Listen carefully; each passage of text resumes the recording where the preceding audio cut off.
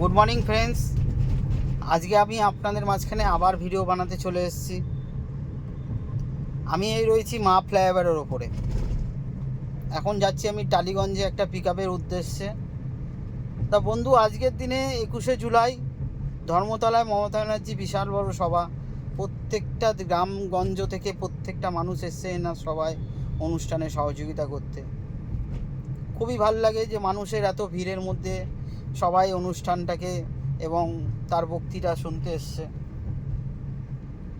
যাক, যেই বিষয়টা নিয়ে আলোচনা করতে এসেছি, সব ড্রাইভার বন্ধুরা, আজকের দিনে রাস্তাঘাট প্রচুর যানজট থাকবে। একটুখানি মন দিয়ে আরামসে গাড়ি চালাবেন।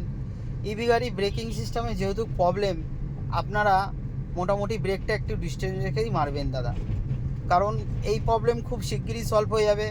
আগামী বছরে ইভি গাড়ি আর নতুন আপডেট হিসাবে লঞ্চ করবে। এখন আমরা এই যে লাস্ট আপডেট গাড়ি চালাচ্ছি, এটাই আমাদের লাস্ট আপডেট। এরপরে যে আপডেটের গাড়িটা আসছে, ওই আপডেটের গাড়িতে 350 রেঞ্জ এবং ব্রেকিং সিস্টেমের সমস্যাটা সমাধান হয়ে যাবে। তো বন্ধুরা, আপনারা মন দিয়ে গাড়ি চালান এবং টায়ারের হাওয়া প্রেশার মোটামুটি চেকচাক করেই বেরোবেন। রাস্তায় একটু সময় নিয়ে বেরোবেন। আজকে রাস্তাঘাটের পরিস্থিতি অতটা ভালো না, যখন তখন যেখানে খুশি জামে ফেসে যেতে পারেন। তো বন্ধু, আমার ভিডিও বানানোর সময় টাইম টেবিল আমি ঠিক করে সেট আপ করতে পারছি না। আগামীকাল থেকে আমি ভিডিওটা ঠিক টাইম টু টাইম সেটিং করেই চলবো। আশা করছি আপনাদের সহযোগিতা আমি আরও বড় হতে পারবো এবং আরও অনেক ভিডিও বানাতে পারবো।